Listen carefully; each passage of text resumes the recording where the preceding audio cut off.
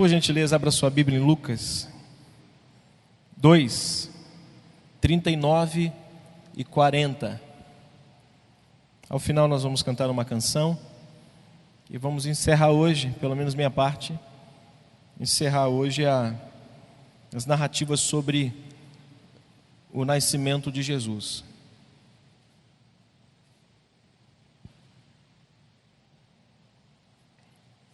Lucas 2, 39 e 40. Uma reflexão rápida. Quero ver, chegamos aí a 7h35, a 8h35 no máximo. A gente possa estar liberando os irmãos aí para voltar para sua casa. Quantos já prepararam a rabanada? Ninguém? Ah, minha esposa já preparou a rabanada. Mas ela preparou a rabanada porque ela queria abrir o panetone. Ela disse: já preparei a rabanada, posso abrir o panetone? Elas gostam demais. Ela e a filha. Eu falei: claro que pode, isso que você não pede, você manda. Capítulo 2, verso 39 e 40 diz: cumpridas todas as ordenanças segundo a lei do Senhor, voltaram para Galiléia, para a sua cidade de Nazaré. Verso 40, leia comigo. Crescia o menino e se fortalecia, enchendo-se de sabedoria, e a graça de Deus estava sobre ele. Mais uma vez. E crescia o menino e se fortalecia, enchendo-se de sabedoria, e a graça de Deus estava sobre ele. Nosso Pai, essa é a Tua palavra. Permita-nos pensar, meditar e aplicarmos a Tua palavra de modo que saiamos daqui hoje, Senhor, alimentados por essa porção tão preciosa das Sagradas Escrituras. Senhor, me usa da maneira que Tu queres. Queremos ouvir Tua voz. Fala-nos, por favor, pedimos. Por causa de Jesus, Teu Filho, nós oramos. Amém. Ocupe o seu lugar, por favor. Eu encerro toda a narrativa de falar do nascimento de Jesus, que foi enriquecedor para a minha vida. Durante esses dias que eu falei 3 domingos e 2 quartas-feiras sobre esse evento, e eu quero finalizar hoje falando de um evento. Capítulo 2, verso 41 até o 52, é um evento aqui. E esse evento Lucas narra de uma maneira espetacular, e que se nós não olharmos cuidadosamente, nós não vamos ver as pérolas que esse texto tem para a gente. Nós não vamos conseguir enxergar que tipo de mensagem ela pode ser aplicada e para quem ela pode ser aplicada. Então, se a gente olhar com muito cuidado, a gente vai observar aqui 2 ou 3 grupos aqui que a gente pode fazer uma aplicação dentro desse texto do capítulo 2, a partir do verso 41 ao 52. Pastor, por que então o senhor leu 39 e 40? Para falarmos justamente desse episódio que ocorreu entre a idade em que Jesus foi apresentado ali, que foi apresentado a Simeão, onde Simeão abençoou, onde Ana deu graças por ter visto, e um intervalo de 12 anos ocorre. E a gente às vezes encara isso assim, aconteceu, mas aconteceu de que forma? Foi importante ou é importante a informação estar aqui? Se fosse para estar, seria importante para a nossa vida. Se não está, é porque achou-se não relevante para a nossa vida, por isso não está aqui a história de 12 anos de Jesus. Aonde é que Jesus esteve? Será que ele foi para o jardim de infância? Será que ele participou das escolas? Uma coisa e é fato, nós acabamos de ler, Jesus crescia. Amém? Segundo fato, segunda verdade, ele enchia-se de sabedoria. E terceiro, ele era um homem espiritual e cheio da graça de Deus. Lucas, ele tem o cuidado aqui no versículo 39 e 40 de falar de um intervalo de 12 anos onde José e Maria é advertido pelo anjo, lá em Mateus capítulo 2, onde José e Maria são advertidos pelo anjo a não voltar para Nazaré. Por quê? Porque Herodes havia dado um decreto que matasse todas as crianças. Então o anjo aparece, e ao mesmo tempo que esse anjo aparece ordenando que eles pudessem ir para outro lugar, para o Egito, o mesmo anjo, ou outro anjo, aparece ordenando a José para que ele de fato agora pudesse voltar.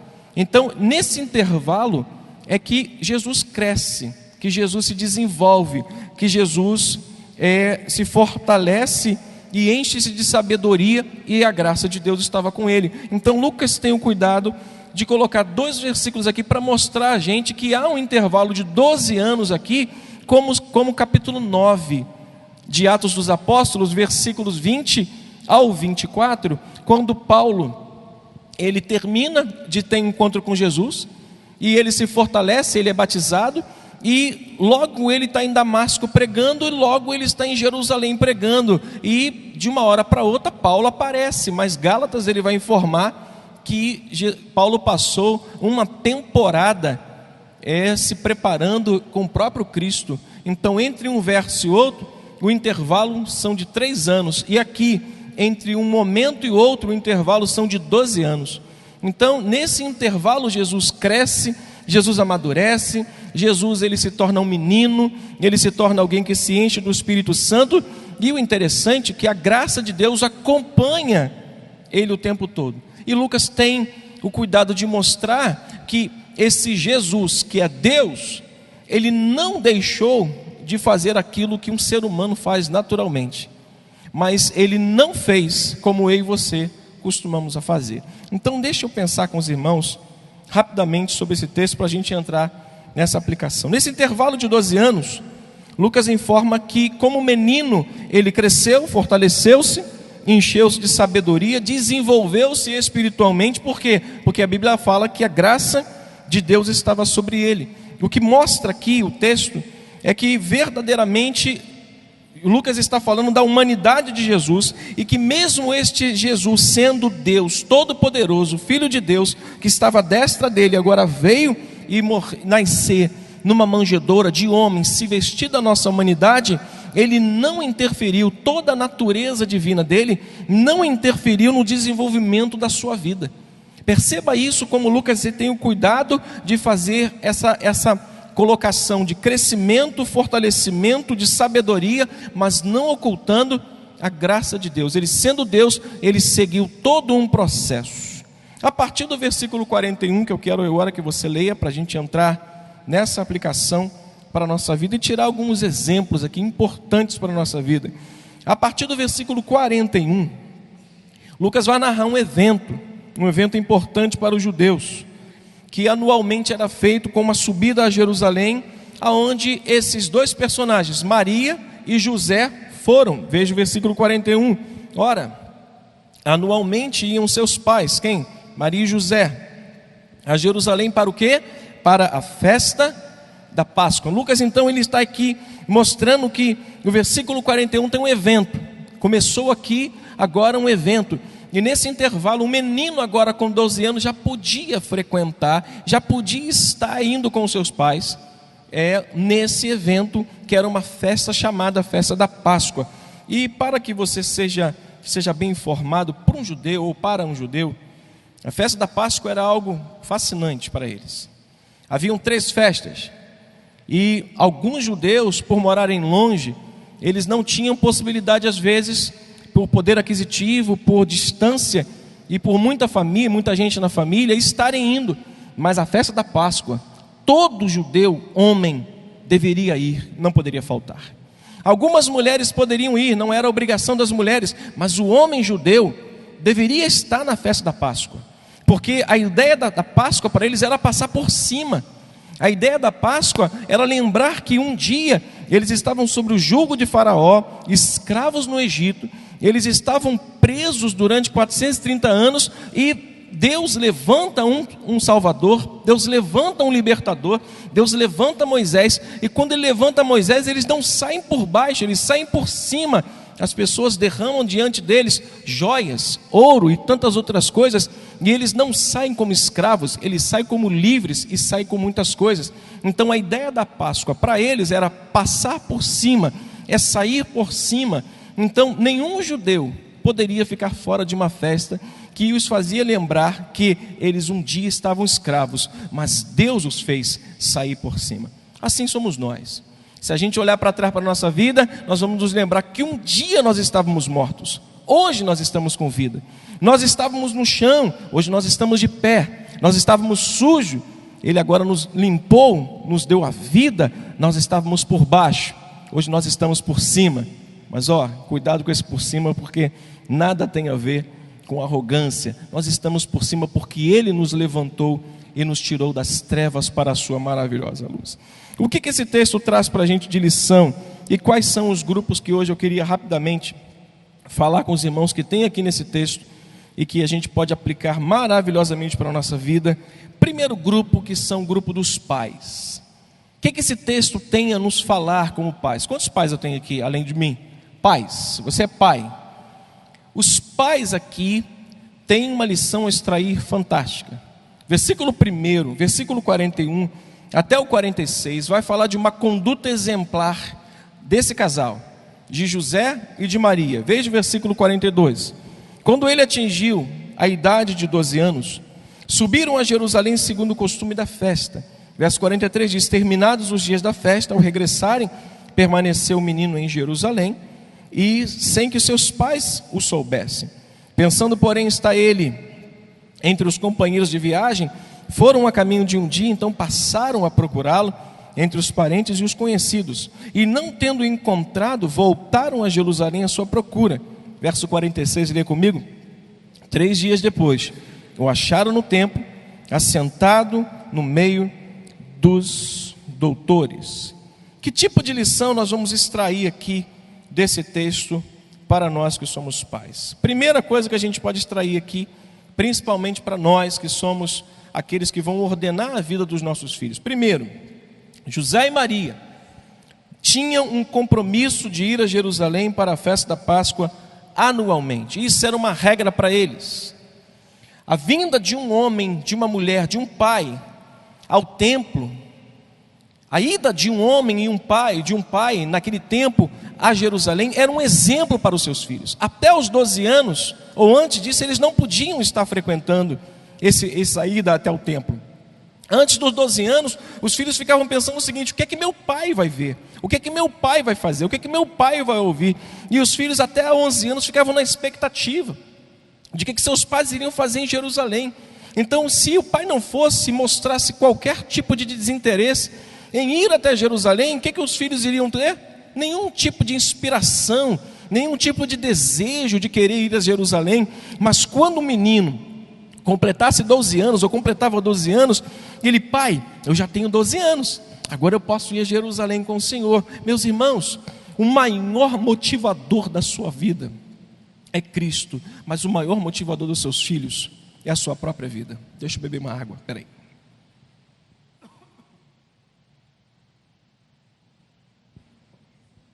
Entupiu aqui, irmãos, peraí. O maior motivador do seu filho é a sua própria vida. Se você mostrar interesse pela casa de Deus, pelo amor às coisas de Deus, o seu filho vai se apaixonar pela igreja, vai se apaixonar por Cristo. Se você mostrar interesse, José e Maria tinham um compromisso de ir a Jerusalém anualmente. Percebam que o texto vai nos mostrar que eles faziam isso juntos. Olha o versículo 1. Anualmente iam seus pais a Jerusalém para a festa da Páscoa. Havia um interesse por parte de José e Maria em deixarem tudo para trás, em largarem mão de tudo durante uma semana de festa, mais alguns dias de viagem, tornando a viagem cerca de 10 a 12 dias, onde eles tinham que abrir mão de trabalho, tinham que abrir mão de dinheiro, tinham que abrir mão de algumas economias para chegarem até Jerusalém. Então era alguma coisa sacrificante, mas importante para eles. Nós vamos nos lembrar do que Deus fez por nós. Isso motivava o coração dos seus filhos, isso motivava o coração de cada um daqueles meninos que eram filhos de José e Maria, dentre os quais estava o nosso Senhor e Salvador Jesus Cristo. Outra coisa que eu aprendo: José e Maria honravam juntos, com regularidade, as ordenanças de Deus. Olha o que diz o versículo 43: Terminados os dias das festas, ao regressarem, permaneceu o menino em Jerusalém, sem que os seus pais o soubessem. Ou seja, eles tinham aquela regularidade de ir e voltar, e aquilo era uma coisa tão natural para eles, que eles nem perceberam que Jesus havia ficado em Jerusalém, e pensaram eles: onde está Jesus? Eu ouvi uma certa vez um pastor pregar, dizendo que Jesus era um traquina. Jesus foi um traquina. Eu achei aquilo tão irreverente. Ele disse: Jesus foi um traquina, porque ele se escondeu entre as pessoas e burlou seu pai e a sua mãe. Não, irmãos, nós vamos entender daqui a pouco que esse menino, chamado Jesus, ele não burlou, ele simplesmente olhou para os seus pais com toda a submissão, mas olhou para o Pai Celeste com toda a lealdade, dizendo: eu não sou submisso a vocês, mas ao meu Pai Celeste eu sou obediente, porque Ele é o Senhor. Então, se a gente olhar para isso, se olhar para esse texto, nós vamos ver que não só tinham compromisso, mas eles honravam com regularidade a Deus juntos. José e Maria não mediam esforços para estarem juntos em busca de algo bom e um bem-estar espiritual para a sua própria família. Eles iam juntos, eles honravam juntos, eles não mediam esforços. Ou seja, a vida dos pais é um exemplo para os seus filhos. Se um pai é um homem dedicado com sua mãe ao Evangelho, a Cristo, pode ter certeza, os seus filhos vão olhar para isso e vão falar assim: os meus pais são pessoas dedicadas, eu quero ir a Jerusalém, eu quero servir a Cristo, eu quero ir à igreja. Mas quando nós somos morosos, não caminhamos juntos com esposa, ou marido com esposa, ou esposa com marido, certamente nossos filhos vão olhar para eles e vão dizer: meu pai não gosta de igreja, meu pai não tem nada com Cristo, meu pai não quer compromisso nenhum com o Evangelho. Olha uma coisa, os nossos filhos sabem muito mais do que a gente imagina. Nossos filhos observam tudo. Não estou fazendo o culto da pastoral aqui não, mas é porque quando eu olho para esse texto, eu não posso excluir aqui uma lição para os pais. Esses dois, José e Maria, estavam juntos, honravam juntos, caminhavam juntos, encorajavam mutuamente um ao outro. Eles buscavam um bem-estar espiritual para sua casa, eles buscavam o melhor de Deus para sua casa, eles não mediam esforços. Deixa eu só falar uma coisa para vocês. Jerusalém cabia 25 mil pessoas. Durante a festa de Jerusalém, da Páscoa, cerca de 70 mil pessoas iam para lá. Imagine o que acontecia naquela cidade. Imagine Brasília recebendo toda a população de São Paulo. Imagine Brasília recebendo toda a população do Rio de Janeiro. Imagine Brasília recebendo toda a população do Nordeste para uma festa. O que vai acontecer com Brasília? Vai se afundar, não vai suportar. Assim acontecia em Jerusalém. Todos que estavam dispersos, todos os judeus iam até Jerusalém para quê? Para celebrar a Páscoa, para adorar o Senhor. E isso custava um preço. Era tempo, era distância, mas eles estavam juntos, eles caminhavam juntos, mostrando que é junto que a gente consegue alcançar as promessas de Deus. Deixa eu prosseguir com os irmãos rapidamente. Todo o esforço empreendido por um casal em busca de um bem-estar espiritual para a sua família, certamente tem uma recompensa extraordinária. Lembra de Eucana e de Ana? Quando Eucana olha para Ana e diz: não sou eu melhor do que 10 filhos, ela é muito bom para mim, mas eu ainda quero ter um filho. E Ana teve Samuel. No capítulo 2, a partir do verso 18, nós vamos ver que depois que Deus deu a Ana um filho, ela fazia uma túnica para Samuel, e durante toda a festa ela ia até lá e entregava uma túnica. Ou seja, ela investia. Tudo que ela fez, o bem-estar que ela buscou, a oração que ela fez, a perseverança que ela teve a recompensa lá na frente. E anualmente ela ia dizer: Senhor, eu estou aqui agradecendo porque o Senhor ouviu minha oração. Tudo que você empreender na sua vida, ouça isso, todo esforço que você empreender na sua vida, tudo que você fizer em busca de um bem-estar espiritual para você e para a sua família, Deus irá te recompensar. Diga para o irmão que está do seu lado: meu irmão, Deus vai te recompensar quando você se esforçar nas coisas de Deus. José e Maria viajaram juntos, José e Maria honraram a Deus juntos, José e Maria obedeceram a lei de Deus juntos, José e Maria ajudaram-se mutuamente nas coisas espirituais. Quando um estava fraco, o outro levantava. Quando um estava desanimado, o outro dizia: não, desanima não, meu irmão. É assim que tem que ser. Vamos a Jerusalém, vamos à igreja. Hoje eu estou desanimado, minha irmã, levanta. Meu irmão, fica de pé. Quantos são igual a mim que de vez em quando tem dia que você precisa de um carvalhão para te tirar da cama, para te colocar de pé e falar assim: vamos, meu filho, vamos para a casa de Deus, vamos celebrar com júbilo ao Senhor. Tem dia que a gente entra aqui assim, ó. Meu filho, quando ele está chateado comigo que eu não faço alguma coisa para ele, faz braço mole. Eu falo: para com esse braço mole, ele fica assim, ó. Então tem dia que a gente está assim mesmo, braço mole, a gente não quer nada com nada, mas é nessa hora que a gente tem que ter alguém do lado, para dizer assim: vamos junto, meu irmão, vamos para Jerusalém, vamos lá para a festa da Páscoa, vamos lá celebrar a nossa vida, porque aqui é o lugar onde nós adoramos a Deus e Ele nos recompensa dando-nos força para a gente caminhar.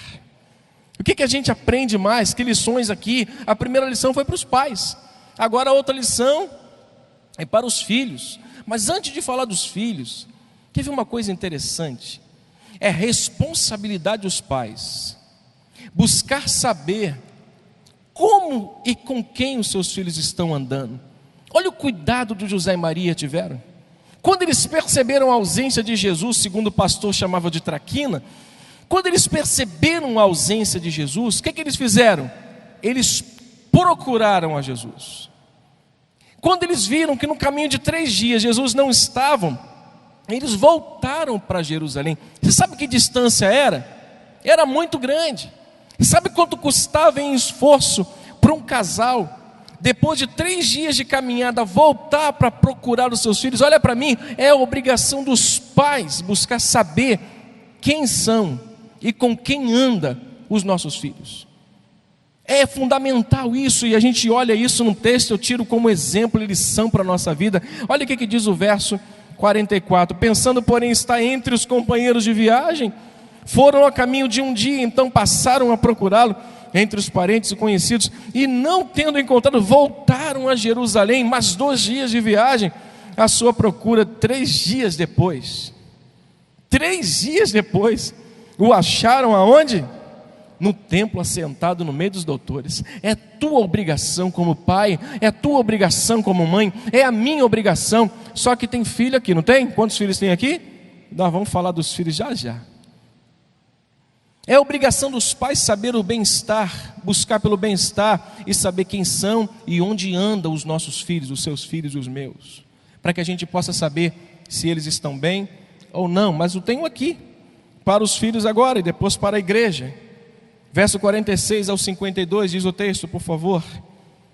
46 ao 52, 3 dias depois o acharam no templo, assentado no meio dos doutores, ouvindo e interrogando-os. E todos os que ouviram, muito se admiraram da sua inteligência e das suas respostas. Logo que seus pais viram ou ouviram, ficaram maravilhados. E a sua mãe lhe disse: filho, por que fizeste assim conosco? Teu pai e eu, aflitos, estávamos à tua procura. E ele respondeu, vamos ler junto esse texto, e ele respondeu o quê? Por que me procuráveis? Não sabias que me cumpriria ou cumpria estar na casa de meu pai? Não compreenderam, porém, as palavras que lhes dissera, e desceu com eles para Nazaré. Diz o texto, leia comigo: e eras submisso. Sua mãe, porém, guardava todas essas palavras no coração. E crescia Jesus em sabedoria e estatura e graça diante de Deus e diante dos homens. Que exemplos eu vou tirar aqui agora, não só para os pais, mas para os filhos. Primeiro, o versículo 42 lá em cima vai nos mostrar que este menino foi pela primeira vez ao templo. Versículo 42 vai nos mostrar inicialmente que a expectativa de Jesus quando chegou no templo foi justamente o que levou a ele a fazer o que ele fez. Pela primeira vez que aquele menino foi no templo, ele teve uma experiência e trouxe uma marca importante para a vida dele. Olha para mim, quando você traz, a minha filha estava sentada, eu dou o exemplo da minha filha porque eu não posso dar exemplo da sua filha. Se eu pudesse dar exemplo da sua filha eu daria, mas eu dou exemplo da minha. Mas minha filha estava sentada ali em um culto, e nós estávamos ministrando um louvor. Eu não sei qual foi dos pastores, se foi Arlindo ou Luiz Carlos, que subiu e fez uma oração. E nessa oração nós estávamos estendendo a mão, e minha filha disse em casa para mim: pai, eu não oro mais de olho fechado na igreja. Eu falei, mas por que você não olha mais de olho fechado na igreja? Porque, pai, eu senti um negócio tão gostoso, mas me deu um medo. Parecia que Deus ia me batizar com o Espírito Santo. Eu falei assim, minha filha, se tu não orar, eu vou orar por você. Eu vou impor as mãos. Quando nossos filhos vêm à casa de Deus, Deus pode tocá-los, Deus pode movê-los, Deus pode transformá-los, Deus pode até batizá-los com o Espírito Santo, Deus pode encher para que eles sejam uma bênção para nós, dentro e fora da casa de Deus. Pela primeira vez, quando Jesus entra, versículo 42, Lucas informa isso, ele foi pela primeira vez quando atingiu a idade de 12 anos.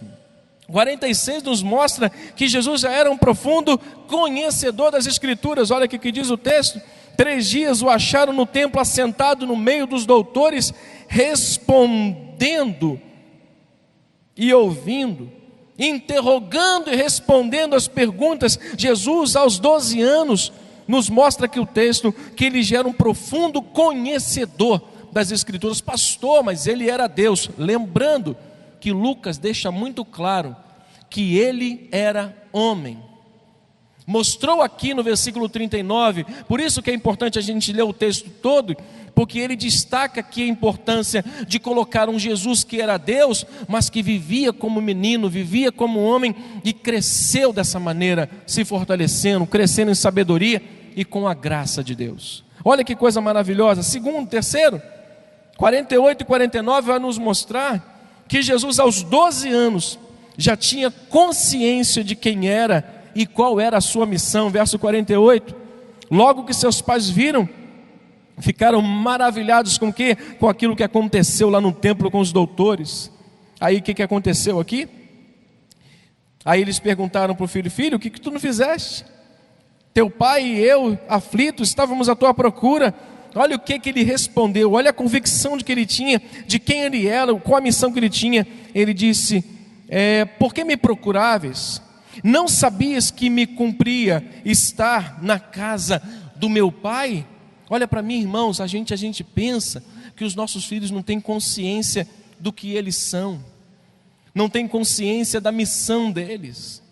Às vezes a gente imagina que aquilo que a gente ensina não é reproduzido nem aplicado pelos nossos filhos. Estamos completamente enganados. Nossos filhos são capazes de absorver todo o bom ensinamento que a gente dá. É só a gente dar bom ensinamento para eles que eles absorvem. Que ensinamento fantástico a gente tem aqui. Outro, dos 50 ao 51.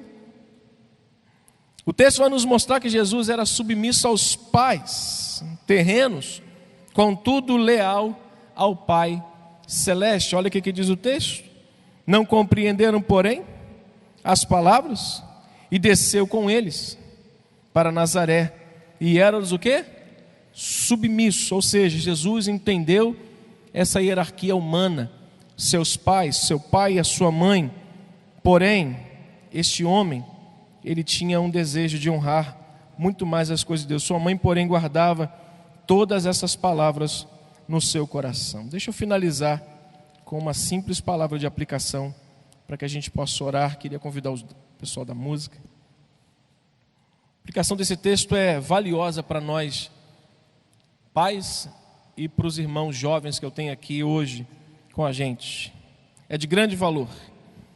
Jesus não estava fazendo nada o que não devia fazer. Jesus não estava fazendo o que não devia fazer. Primeira aplicação que eu faço aos jovens aqui, que Jesus não estava como um traquina, como dizia certa feita um pastor. Ele não estava fazendo o que não devia, ele estava no templo. Segunda coisa que a gente aplica, ele não desperdiçou o seu tempo. Verso 44 vai nos mostrar que ele estava ali a caminho de um dia, e quando encontraram, pararam e viram que ele não estava entre os parentes, mas ele estava no templo. Olha para mim, faça essa aplicação na sua vida. Não desperdice o seu tempo. Esteja na casa de Deus. Como jovem, como filho, a gente olha para esse texto, a gente vai ver que ele permaneceu em Jerusalém. Enquanto os seus pais estavam voltando para Nazaré, Jesus permanecia em Jerusalém. Enquanto os pais perguntavam aonde estava o filho pelos companheiros de viagem, Jesus permanecia em Jerusalém. Ele não perdia o seu tempo. Terceira coisa, ele não estava na companhia de pessoas erradas, ele estava no meio dos doutores. Que coisa fantástica. Aonde é que você tem gastado o seu tempo, meu jovem? Aonde é que você tem largado todo o seu conhecimento? Ou aonde você tem parado para ouvir aquilo que é importante para a sua vida? Que a gente possa fazer essas pequenas aplicações para a nossa vida. E por fim, assim como Jesus não foi uma pessoa comum e não veio realizar uma obra comum, assim a igreja não pertence a esse mundo, nós não pertencemos a esse mundo e nós não viemos aqui para realizar uma coisa comum. Nós viemos aqui para realizar algo diferente, espiritual e glorioso. Nós viemos aqui para testemunhar da graça e do poder de Deus. Que assim seja, que você seja abençoado com essa pequena reflexão nessa noite, em nome de Jesus. Vamos orar e vamos mudar de posição.